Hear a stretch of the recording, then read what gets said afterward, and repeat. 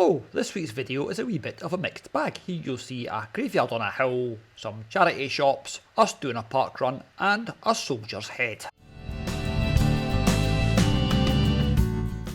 Good morning. It's Saturday morning and that can only mean one thing. Parkrun time. This is Torveen in Inverness. We've done it before. It's loopy and not the most exciting, but yeah. Got a hill as well. I've also got a very sore bottom because of her.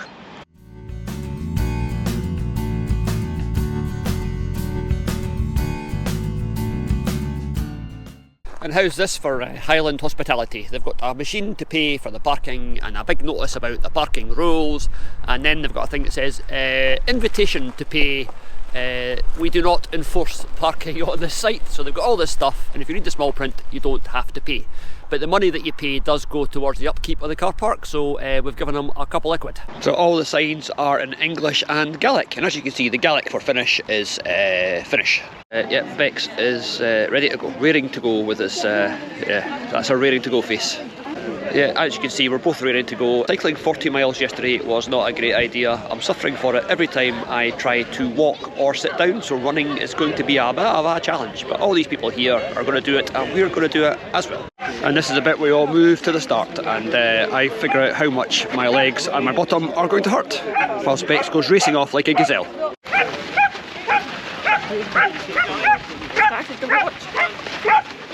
Yep. Now I think last time we were here we noticed those gravestones up on top of that hill there. That might be an interesting graveyard. What do you say we go for a wee look?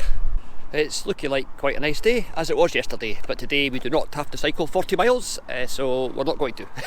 If I see another bike saddle in my entire life, I am going to throw it into the canal. And speaking of canals, this is the Caledonian Canal, which you can see more about on our video of the Great Glen, so if you want to go and check that out, there's lots of stuff on this canal. I probably go on about the canal a bit more than is actually necessary, but hey, I like canals, as you all know. People talk about an industrial legacy. I mean, this canal goes through pretty much the middle of the city. It's really, really quite cool. A massive undertaking that is now just a nice thing to go for a walk along, or a nice thing to go for a wee sail along. There's no trade, but once upon a time there would have been huge sailing ships coming along here, and things getting carted backwards and forwards, and coal and iron and all that sort of stuff getting moved. It would have been a major thoroughfare. We've done quite a lot of this filming in quite a lot of places now. We're getting quite good at it, but Inverness is the only place where we get really strange looks. Last time I was here I got looked at, and this time I'm getting looked at. And last time I blamed it on the shirt I was wearing. This time I don't even have that excuse. People are just looking at me like I'm weird, which is, to be fair, not a million miles from the truth.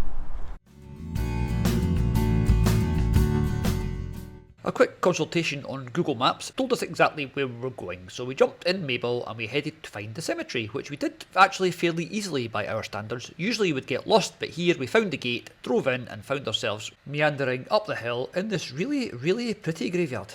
Okay, so those gravestones that we see sticking up through the hills are Tomnahurich Cemetery, and that is where we are now. We've just driven about halfway up. We don't want to drive too far just in case we're not allowed. But this is the town's old cemetery, and as you can see it is quite interesting, so we're going to go and see what we can see. Well, we don't see many of these. That's a cast iron gravestone. That is really quite smart. Erected by the workmen of the Inverness Iron Company. Ah right, so the guys that he worked with made this at their work. That is really cool. There's a bit of history for you. Poor guy died aged 21.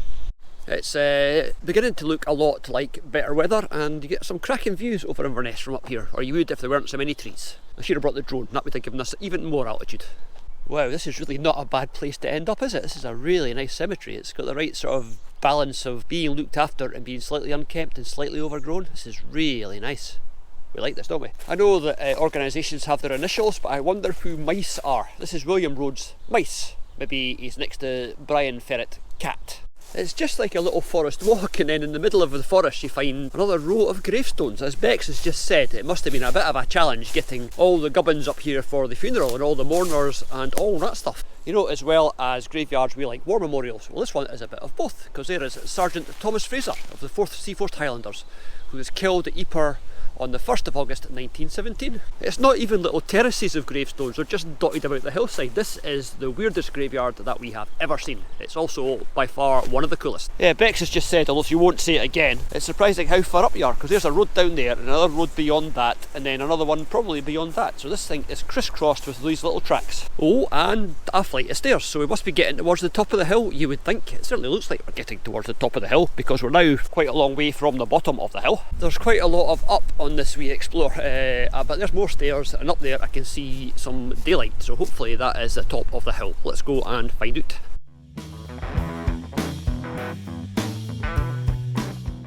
Yeah, we are at the top of the hill, and we could have actually driven up and parked here, but hey ho, that is really cool. Look at these stones here, very nice, and a nice bright, airy, sort of sunny place to be.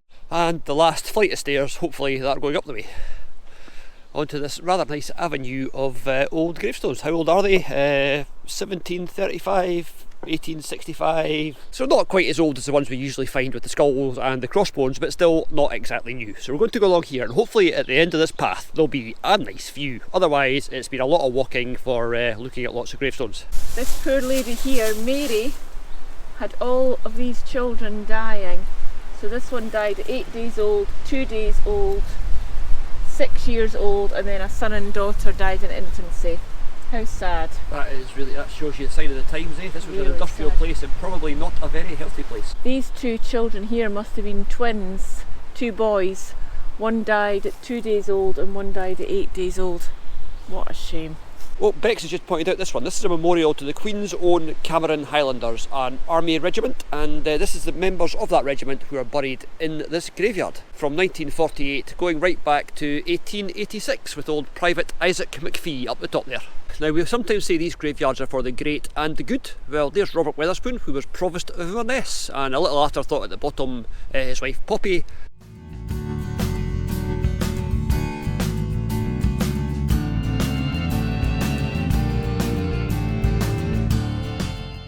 Quite a nice view over Inverness. That is really impressive. We thought there might be a nice view at the end of this path, and over there you can see the Keswick Bridge. That's the bridge-shaped thing over there.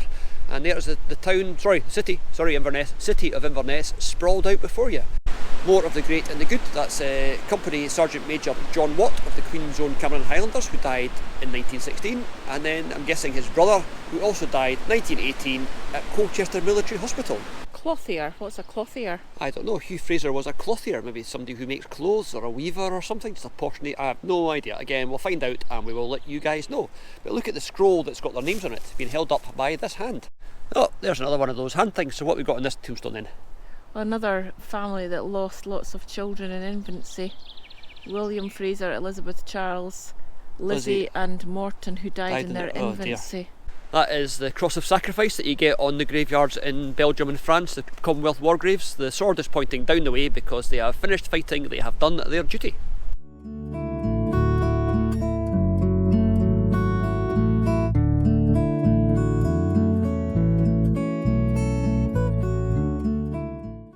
And this is the bit that we could see from down there, because there's the stones that we were seeing from there when I said, oh, let's go up there and look at the stones. And if you go down there, you can see the canal and the traffic going over the bridge, and beyond that there's the car park where we were just doing our parkrun. So this is the bit that I actually wanted to see, and now we have seen it. What do you think? Are we fancying trying that flight of steps? I don't think so, no. No, I don't think so, no. Let's go and go back down the road. Yeah, Mabel's handbrake is a bit on the blink, so hopefully she's still where we left her and not a good bit further down the hill.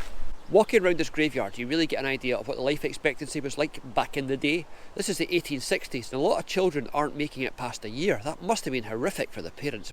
And the children on that last stone, I assume the ones that made it past a year, had this little stone put up. Their dear good nurse Annie MacDonald, who went home before them in 1887. That's nice, isn't it? A little addendum to the main gravestone for the nurse. This is a new thing on us. Bex has just found this one, in loving memory of Claire MacDonald. Now, old gravestones often have, if it's a house that's got a name like Logan Lee or Ash Lee, it would be a local house that people knew. This has actually got her address as 32 Lovett Road, Inverness. So yeah, if you want to go visit her house, you can. We've stopped here because this is supposed to be the site of the Soldier's Head, which is a rock formation that we can't actually see. Apparently it's there somewhere, but we have no idea where. Can you guys see it? It's definitely there somewhere. Oh, hang on, there he is, there. Can you see him? It's like one of those magic eye things that you used to get back in the day. Once you see him, you can't unsee him. Yet more of the intense excitement that you only get from Scotland on a shoestring. Did you find it? Amazing. Oh my, you guys have seen it, haven't you? She's missed out. It was the most amazing thing of the whole trip. It was just, wouldn't you say, amazing? Do I need to go and have a look? Nah, I wouldn't bother. No, okay. Let's go and get a coffee. Oh, good plan. This is Beck's and the Horns of a Dilemma. There's the Carbridge Kitchen Cafe, and over there is the Old Bakery Coffee Shop Cafe, and she can't make her mind up. As we have pointed out, she is quite indecisive, and now she doesn't want to offend either of the cafe owners. We have a decision. Hi there. Well, she made a decision, and unfortunately there are no seats. It's full, so let's go to the one over the road, which is not full, so might not be as good, but we'll soon find out. It's decision time. I'm probably going to have a soup and maybe a wee bacon roll. What are you having? I don't know. That's not a surprise. Our attempts at doing like food blogging and reviews is still not going well, because we get the soup and we eat it before we can take a picture of it, because we're quite hungry. But that's soup, lentil soup, very nice. Coffee, very nice. Beck's, very nice. Well, that was quite a nice cup of coffee and quite a nice bowl of soup, but it also cost £17.40, so it's quite a lot of money for a cup of coffee and a bowl of soup times 2. Well, we were told if we came to Carbridge we had to look at the bridge, and there it is there. I mean, that's nothing special, that's just a fairly ordinary looking road bridge. I don't know why they're so excited about it. That's not very good at all. I feel really, really robbed. I think they mean the other one. What other one? Look behind you. Oh, yeah, that makes more sense. Okay, well, I'll add this to the list of really pretty places that there are up here. That is the old bridge, and yeah, that's pretty cool. We'll go up onto the other bridge and get a better look at it from up there. The Parkrun Bridge is apparently also known as the Coffin Bridge. It was built in 1717 for trade, obviously, but also to allow funeral processions to reach Duthil Church so they could get over the River Dalnain. We're guessing that getting a coffin across the river, if it was in spate, might have been quite tricky, so the bridge was definitely a good idea. Yep, that's a really pretty wee bridge, but we think we'll use the more modern bridge and head south towards Aviemore. And obviously, because we are in Aviemore, Beck's, who is over there, is heading for the charity shop, which is over there. Charity shop time! Here's the pick of the records from today. Walk through this world with Dodie West, who's obviously a giant, because either that or she's in a model village, but anyway. And as well as looking at cool things in charity shops, we also want to answer the big questions of the day. And the big question today is, have you got my purr? I don't think so. Reduced to clear for some reason. And inevitably, a clog. Oh, what delights. Billy Joe Spears, City Divine. Oh, there we go.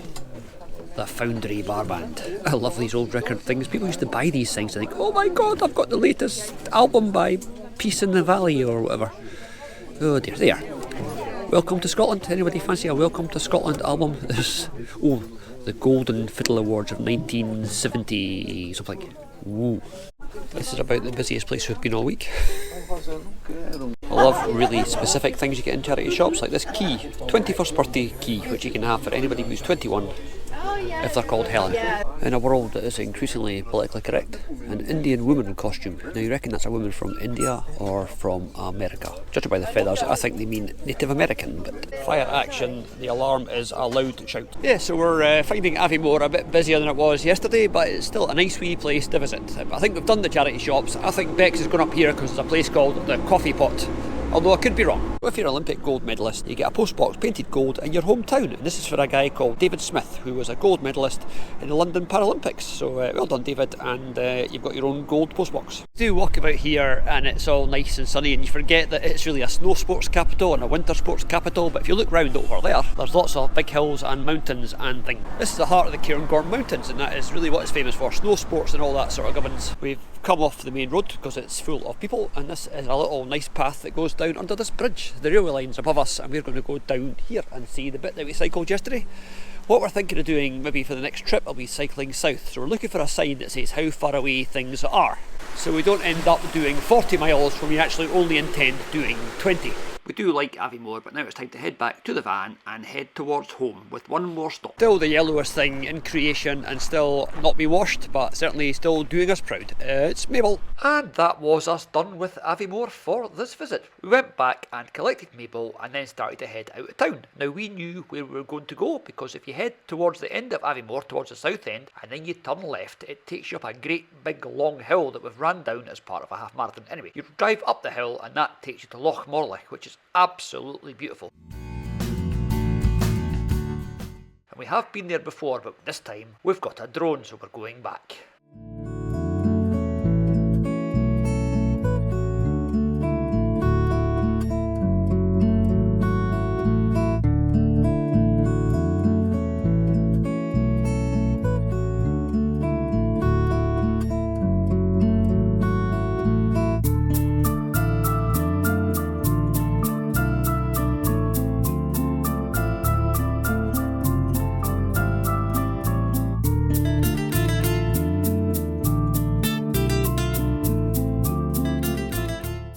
And after a relaxing hour sitting at the side of the loch, it was time to head back down the A9 to Fife. On the way down, we found ourselves behind this van. Now, usually a white van has got "Wash Me" written on the back of it or something suitably hilarious, but this one had something we'd never seen before, and it did take us a while to figure out what it was, and Bex actually had to eventually Google it. And it actually turns out it's an extract from a poem called "The Whitsun Weddings" by Philip Larkin. Now, who puts a Philip Larkin poem on the back of their van? No idea, but we do wonder how many people have almost driven into the back of it trying to read the words. And after that rather highbrow end to the drive, I had to drop Bex off at home and then I had to head through to Glasgow to go to this rather impressive building. This is the Ovo Hydro, which is a concert venue. Now, to be fair, neither of us are fans of great big massive concerts like this, but this was something special. This was Roger Waters, so yeah, made an exception. You've got to go to Roger Waters if you want to see some flying sheep, some flying pigs, and an amazing light show that here recreates the cover of the Dark Side of the Moon album by Pink Floyd. It was a really, really good night. And that's it for this wee episode of Scotland on a Shoestring. We do hope you've enjoyed it, and we'll see you soon for more.